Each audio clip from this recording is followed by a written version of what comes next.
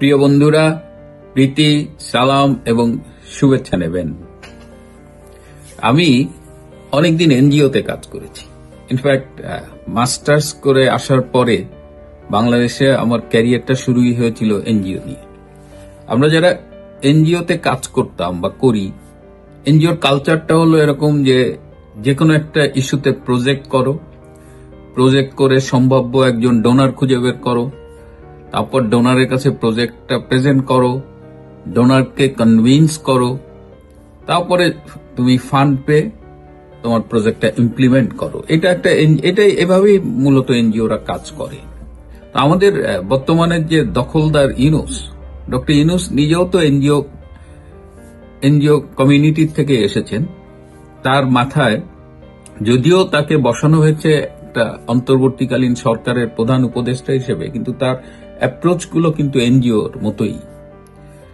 তিনি এই প্রধান উপদেষ্টা হওয়ার পরে বিভিন্ন জায়গায় কিন্তু প্রজেক্ট খুঁজেন। এই যে মনে আছে যে গত বছর দায়িত্ব নেওয়ার পরপরই ফেনীতে কিন্তু বিশাল একটা বন্যা হলো, তখন সারা দেশবাসী ঝাঁপিয়ে পড়েছিল। তিনি এনজিওদের ডেকেছিলেন, 30টা বা 50টা এনজিওকে ডেকেছিলেন এবং বলেছিলেন যে তোমরা 1000 কোটি টাকার একটা ফান্ড সবাই মিলে ম্যানেজ করো, তারপরে বন্যা পুনর্বাসনে কাজ করো। তো আজ পর্যন্ত সেই এনজিওর 1000 কোটি টাকার ফান্ড জোগাড় হয়েছিল কিনা, আদৌ কোনো কিছু হয়েছিল কিনা, কি কাজ করেছে সে সম্পর্কে আর কিন্তু আমরা জানিনি। ডক্টর ইউনূস উনি খুব সুন্দর করে কথা বলেন, আর আমরাও ওই কথায় মুগ্ধ হয়ে যাই, তারপর আমরা ফলো আপ করি না যে ওইটার পরে কি হলো। তো রিসেন্টলি তিনি একটা প্রজেক্ট নিয়েছেন ব্রিটিশ গভর্নমেন্টের কাছ থেকে, FCDO, foreign Commonwealth and development office. এটা হলো ব্রিটিশ সরকারের দাতা সংস্থা। তাই FCDOর কাছ থেকে তিনি একটি প্রজেক্ট নিয়েছেন। প্রজেক্টের নাম হলো BCAP, Bangladesh collaborative accountable and peaceful politics.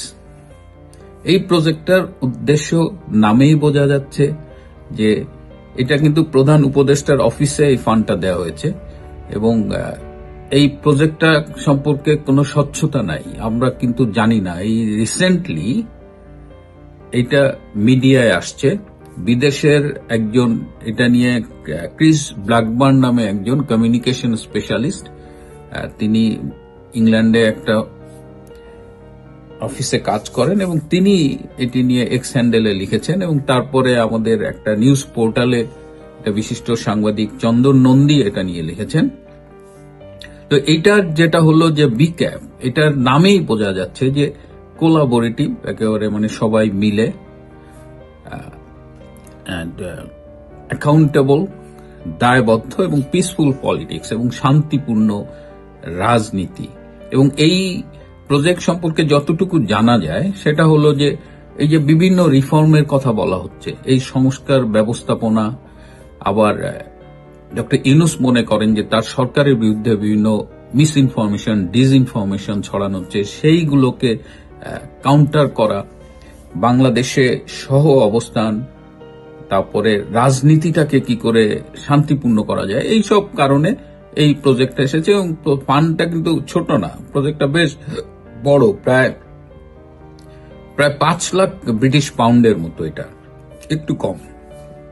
তো এই প্রজেক্টটা নিয়ে এখন নানামুখী কথা উঠছে যে এটা করা হয়েছে পিসফুল পলিটিক্সের জন্য, কিন্তু এটার সাথে যতদূর ধারণা করা হয় যে প্রেস উইংও জড়িত, চিফ অ্যাডভাইজারের প্রেস উইং জড়িত, এবং এই সারা দেশে পিসফুল পলিটিক্সের পরিবর্তে তারা সারা দেশে অশান্তি ছড়িয়ে বেড়াচ্ছে, এটি নিয়ে কথা হচ্ছে। সংস্কার তো একটা লেজে গবরে অবস্থা চলে গেছে। মিস ইনফরমেশন, ডিসইনফরমেশন, এটা ঠেকানোর চাইতে প্রেস উইং এবং চিফ অ্যাডভাইজারের অফিস অনেক বেশি, তারাই এইসব অপতথ্য ছড়িয়ে বেড়ায়। কোথাও কোনো অ্যাকাউন্টেবিলিটি নাই।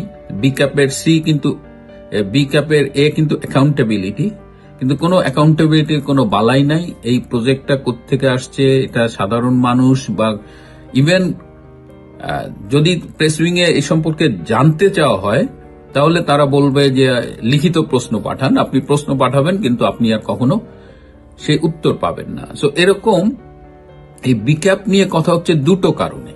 এই বিক্যাপে একটা ইন্টারন্যাশনাল কনসালটেন্সি ফার্ম জড়িত, কানাডার ক্যালগেরিতে অবস্থিত। এই ফার্মটির নাম হলো অ্যালিনিয়া ইন্টারন্যাশনাল। আমাদের অস্ট্রেলিয়াও অ্যালিনিয়া ইন্টারন্যাশনাল আছে। তো অ্যালিনিয়া ইন্টারন্যাশনাল এখানে কনসালটেন্সি করছে। অ্যালিনিয়া ইন্টারন্যাশনালকে কোন প্রক্রিয়ায় এই প্রজেক্ট ইনভলভ করা হলো? সাধারণত ডোনাররা টাকা দেয়, কিন্তু ডোনাররা মানে আপনি কাকে কনসালটেন্ট নেবেন সেটা রিক্রুট করে দেয় না। হয়তো রিক্রুটমেন্ট প্রসেসে তাদের কোনো সে থাকতে পারে, বা তারা ইনশিওর করে যে এটা ট্রান্সপারেন্ট হোক। কিন্তু অ্যালিনিয়া ইন্টারন্যাশনাল কি করে বিক্যাপ প্রজেক্টে ইনভলভ হলো সেই ব্যাপারটা ট্রান্সপারেন্ট না। অ্যালিনিয়া ইন্টারন্যাশনালে একজন উইলিয়াম মরিসন নামে একজন কাজ করতেন। 2017 সালে এই ইউকেতে একটা ফান্ড কেলেঙ্কারিতে এই উইলিয়াম মরিসনের সংশ্লিষ্টতার অভিযোগ উঠেছিল।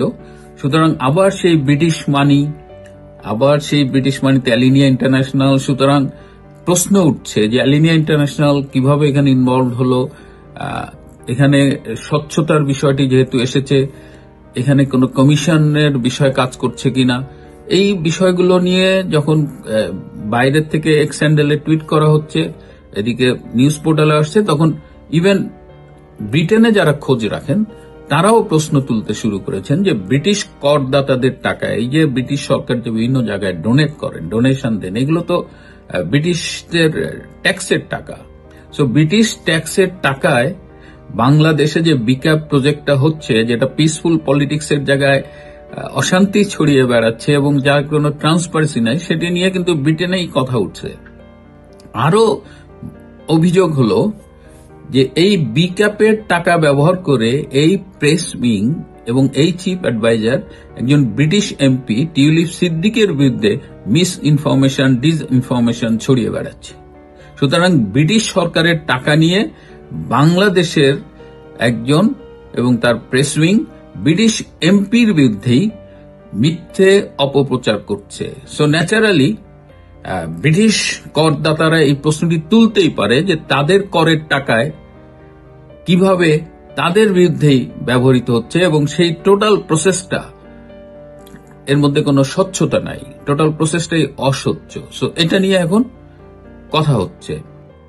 স্বভাবতই এখন দাবি উঠেছে যে ব্রিটিশ গভর্নমেন্টের উচিত এই বিক্যাপ প্রজেক্টের টাকা পয়সা কিভাবে খরচ হচ্ছে এটা ট্রান্সপারেন্সি, এবং এটি তার অবজেক্টিভস অর্জনে আদৌ সাকসেসফুল হবে কিনা বা হচ্ছে কিনা, এটার যে লক্ষ্যে এই ফান্ডিংটা করা হয়েছে সেই লক্ষ্যটি অর্জিত হচ্ছে কিনা। কারণ পিসফুল পলিটিক্স নেই, ট্রান্সপারেন্সি নেই, মিস ইনফরমেশন, ডিসইনফরমেশন তারাই ছড়িয়ে বেড়াচ্ছে। সুতরাং এখন দেখা যাক যে ব্রিটিশ গভর্নমেন্ট এটা নিয়ে কি করে।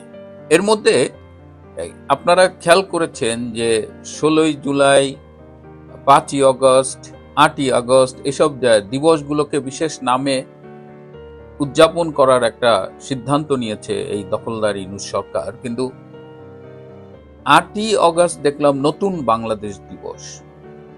হঠাৎ করে এই নতুন বাংলাদেশ শব্দটা শুনে আমি একটু আপনাদের, যারা আমাদের কাছাকাছি বয়সের, একটু অতীতে ফিরিয়ে নিয়ে যাব।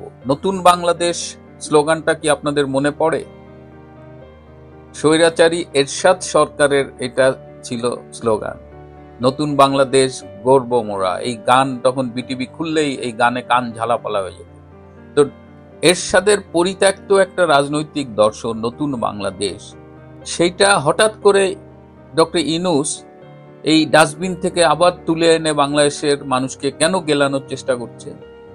আমরা জানি যে এরশাদের হাত ধরেই গ্রামীণ ব্যাংকের পথ চলা শুরু। এরশাদই এই গ্রামীণ ব্যাংকে টাকা দিয়ে, সরকারি টাকা দিয়ে গ্রামীণ ব্যাংকে এই প্রাতিষ্ঠানিক রূপে দাঁড় করানোর ব্যাপারে সবচেয়ে বেশি সহায়তা করেছিলেন শুরুতে।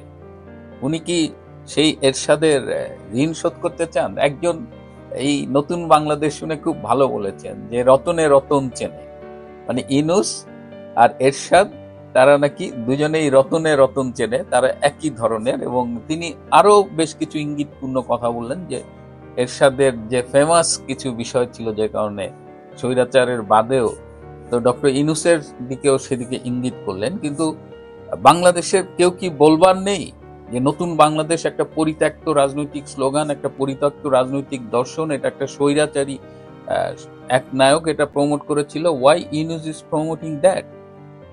অথচ এটা নিয়ে কেউ দেখলাম যে না, আমরা আসলে স্মৃতি ভুলে গেছি। কথাবার্তায় তো মনে হয় যে বাংলাদেশ বোধহয় 17-18 বছর বয়সী একটা দেশ, তার আগে বাংলাদেশে আর কিছুই ছিল না।